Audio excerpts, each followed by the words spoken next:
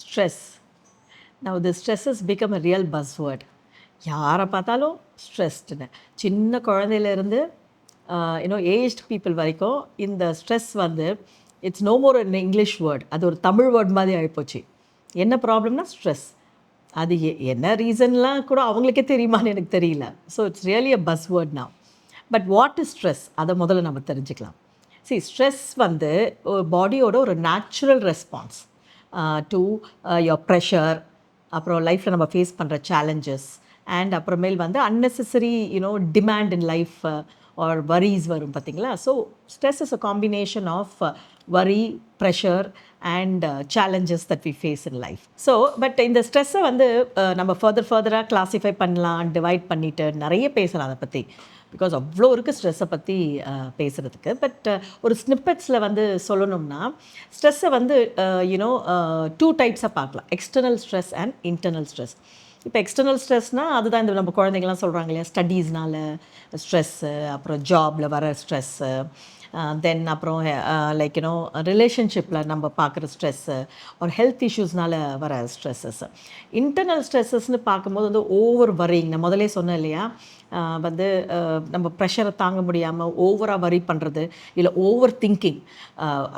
அதாவது வந்து நடக்காத விஷயத்தை வந்து இது நடந்துட்டா என்ன பண்ணுறது அப்படின்ற மாதிரி ஓவர் திங்கிங்கில் இருக்கிறதும் ஒரு ஸ்ட்ரெஸ் தான்.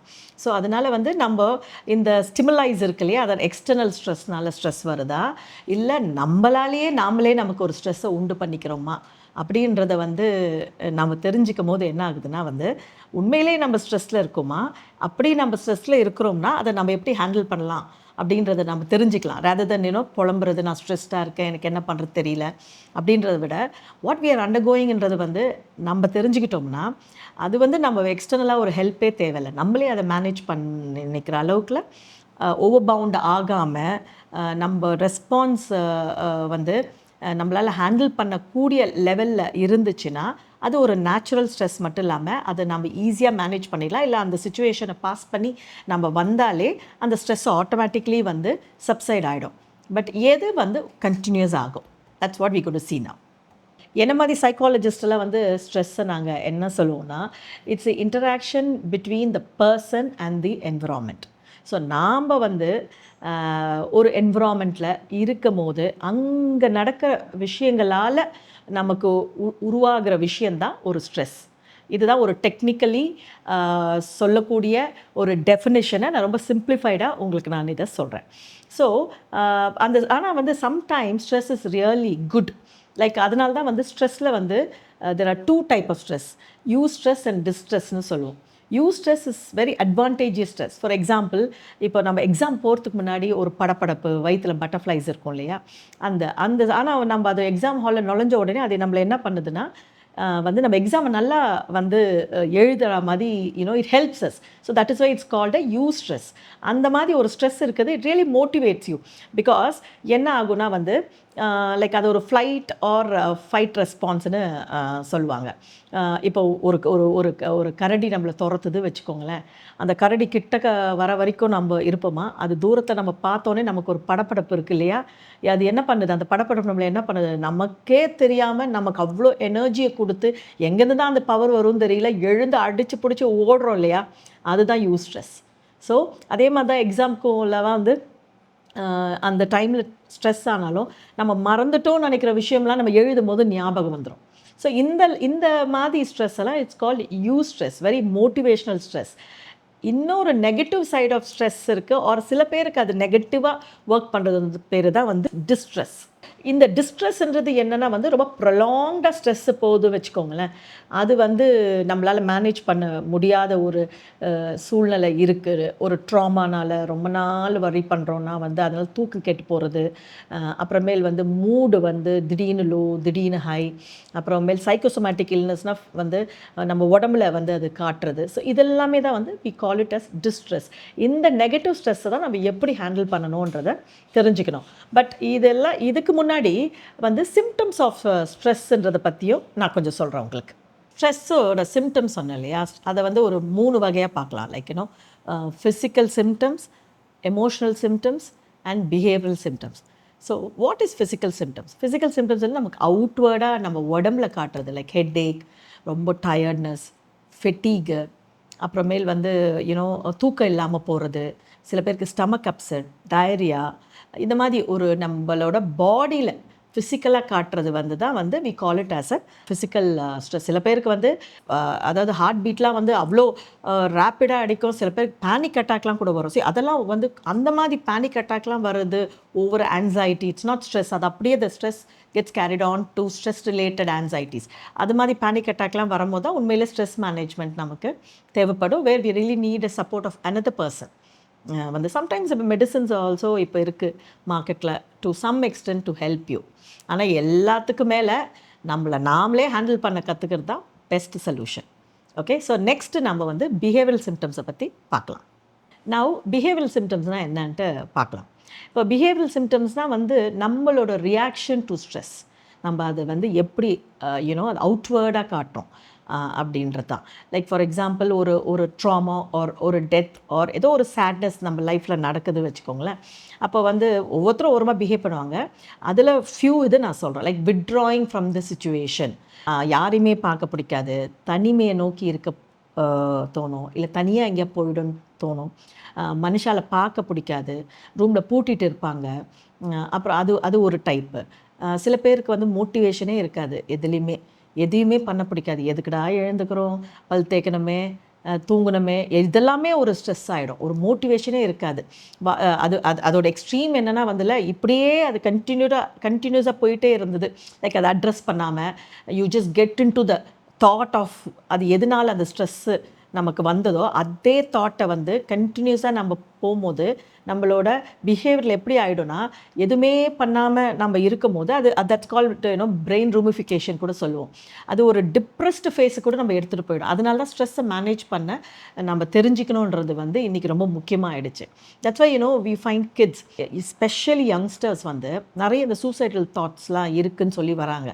C that is all you know because of the pressure and you know அந்த ப்ரெஷர்னால் வர ஓவர் வரி, ஓவர் திங்கிங்கு, அதை எப்படி ஹேண்டில் பண்ணுறதுன்னு தெரியாமல் ஃபியரெல்லாம் வந்து வரதுனால என்ன ஆகுதுன்னா வந்து ஒரு மோட்டிவேஷன் குறைஞ்சிரும், இல்லை விட்ரா ஆகிடும். பட் அதை பற்றியே யோசிச்சுட்டே இருக்கும் போது என்ன ஆகுதுன்னா வந்து சம் கிட்ஸுக்கு வந்து சில பேருக்கு it also can be biological suicidal தாட்ஸ்லாம் வரும். So that is why you know it's a concern today. குழந்தைங்கலேருந்து பெரியவங்க வரைக்கும் எதனால் ஸ்ட்ரெஸ் வருது, அதை எப்படி நம்ம மேனேஜ் பண்ண முடியும், மேனேஜ் பண்ண முடியாத பட்சத்தில் எந்த டைமில் நம்ம சப்போர்ட் எடுத்துக்கணுன்றது வந்து முக்கியமாக நம்ம தெரிஞ்சுக்கணும். நெக்ஸ்ட்டு வந்து சில பேர் பார்த்திங்கன்னா வந்து டூ மச் ஈட்டிங் பண்ணுவாங்க. வந்து சில பேர் சுத்தமாக சாப்பிட மாட்டாங்க, வந்து அப்பிடைட்டே இல்லைன்னு சொல்லுவாங்க. சில பேர் வந்து சாப்பிட்டுட்டு வாந்தி எடுப்பாங்க, புலிமியா மாதிரி. இல்லைனா வந்து அந்த டெண்டன்சியே வந்து என்ன ஆகுனா வந்து அவங்கள வாந்தி எடுக்கிற மாதிரி தூண்டும். ஸோ இதெல்லாமே ஒரு கைண்ட் ஆஃப் பிஹேவியரல் இஷ்யூஸு. அப்புறம் சில பேர் வந்து இந்த சில ஹேபிட்ஸ் இருக்கும் பார்த்தீங்களா, லைக் அக்கேஷ்னல் சிகரெட் பிடிப்பாங்க, இல்லை சோஷியல் ட்ரிங்கர்ஸ்லாம். அவங்களாம் வென் தே என்கவுண்டர் ஸ்ட்ரெஸ் என்ன ஆகுனா வந்து ஓவர் பெஞ்ச் ஆல்கஹாலுக்கு போயிடலாம், இல்லை ஓவர் சிகரெட் ஸ்மோக்கிங், இது மாதிரி ஒரு அந்த ஹேபிச்சுவல் பிஹேவியர்ஸ் வந்து என்ன ஆகிடும், ஒரு அடிக்ஷன் லெவலுக்கு அவங்கள அது ஃபோர்ஸ் பண்ணும். வந்து அகெயின் திஸ் இஸ் வந்து என்ன ஆகும், இந்த பிஹேவியரல் இஷ்யூஸ் என்ன ஆகும், அது உடனே வந்து நம்ம பாடியை அஃபெக்ட் பண்ணும்போது அது பிகம்ஸ் ஃபிசிக்கல். அந்த ஃபிசிக்கல்னால என்ன ஆகும், உங்களோட எமோஷனல் ப்ராப்ளம்ஸ் வரும், ஃபேமிலியை அஃபெக்ட் பண்ணும். ஸோ இட்ஸ் ஒரு கண்டினியூஸ் சைக்கிள் தான் இதெல்லாமே. அடுத்து வந்து டிசிஷன் மேக்கிங்கில் கூட வந்து ப்ராப்ளம் வரும். அதாவது ப்ரொலாங் ஸ்ட்ரெஸ், ஓவர் வரி, ஓவர் திங்கிங் என்னும்போது என்ன ஆகுனா வந்து நம்ம மேலேயே நமக்கு ஒரு கான்ஃபிடென்ஸ்லாம் குறைஞ்சிட்ட மாதிரி, நம்ம செல்ஃப் எஸ்டீம் புவர் ஆகிட்ட மாதிரி இருக்கும். அதனால நம்ம எதுலேயுமே ஒரு ஃபோக்கஸ் பண்ண முடியாது, கான்சன்ட்ரேட் பண்ண முடியாது. அப்புறம் டக்குன்னு டிசைட் பண்ணால் ஐயோ தப்பாயிடுமோன்ற அன்னெசரி ஃபியர் எல்லாம் வரும். ஸோ இதெல்லாம் தான் வந்து we call it as behavioural symptoms. So நம்ம வந்து டூ சிம்டம்ஸ் வந்து இப்போ பார்த்தோம் இல்லையா, like physical symptoms and behavioural symptoms. So next third symptom என்னென்னா வந்து எமோஷனல் சிம்டம். ஸோ இது வந்து எல்லாமே ஒரு இன்டர்லிங்க்டு. ஃபிசிக்கல் சிம்டம்ஸ் வந்து எப்போ ரொம்ப வந்து சைக்கோசோமேட்டிக்னு சொல்லலாம். சில பேர் ஸ்ட்ரெஸ் ரொம்ப கம்மியாக இருக்கும்போதே ஓவர் ரியாக்ட் பண்ணுவாங்க. அதுதான் வந்து சைக்கோசோமேட்டிக். அது வந்து ஒரு ஃபிசிக்கலாக அது வந்து வெளியே காட்டுறது விஷயங்கள். அதாவது அதுக்காக அவ்வளோ ரியாக்ட் பண்ண வேணாம், பட் ஓவர் ரியாக்ட் பண்ணுவாங்க பார்த்தீங்களா? அதுதான் அப்போ வந்து இது ஹெட்டேக்கு, வாமிட்டிங்கு, நாசியா இதெல்லாம் வருதெல்லாம் சொல்லுவாங்க. இதெல்லாமே ஒரு ஃபிசிக்கல் சிம்டம்ஸு. பட் இந்த ஃபிசிக்கல் சிம்டம்ஸே என்னென்னா வந்து எமோஷ்னல் சிம்டம்ஸ்னால அது ட்ரிகர் பண்ணும். ஸோ எமோஷ்னல் சிம்டம்ஸ்னால் என்னென்னா வந்து இரிட்டபிலிட்டி, லோ மூடு, இல்லை வந்து அந்த அந்த சிச்சுவேஷன் விட்டு வெளியே வரணுமோ, இல்லை அந்த விஷயத்தை மறக்கணுன்றதுக்காக ஓவர் ஹைப்பராகவும் சில பேர் நடந்துக்கிறது. லைக் லாங் ட்ரைவ் போகிறோன்னு ரொம்ப ஸ்பீடாக போய் வந்து அதெல்லாம் வந்து என்ன ஆகுனா, இது எமோஷன்னால் பிஹேவியரலாக போய் அதை வெளியே எக்ஸிபிட் பண்ணுறது. இதெல்லாம் அதனால தான் இதெல்லாம் இன்டர்லிங்க்டு. ரெஸ்ட்லெஸ்ஸாக இருப்பாங்க. அப்புறம் அந்த வார்த்தையில் வந்து பேசும்போது கூட வந்து அது even though it's behavioural, but அது ரிலாக்ஸ்டாக ஆக முடியாதனால தான் சில பேர் ஒரு வார்த்தையில் வந்து ஒரு கொஹரன்ஸே இருக்காது, ஒரு கண்டினியூட்டியே இருக்காது. இதை பேசுவாங்க, அதை பேசுவாங்க. இதெல்லாம் because they're so disturbed emotionally, they're quite disturbed. So இதெல்லாம் வந்து ஸ்ட்ரெஸ் கான்ட்ரிபியூட்டிங் ஃபேக்டர்ஸ் தான். அண்ட் நான் இது ஏற்கனவே உங்களுக்கு டிஸ்கஸ் பண்ண மாதிரி மோட்டிவேஷன் லைக் அதுதான் பிஹேவியரில் பார்க்கும்போது வந்து எழுந்துக்க பிடிக்கல, தூங்க பிடிக்கல இல்லையா?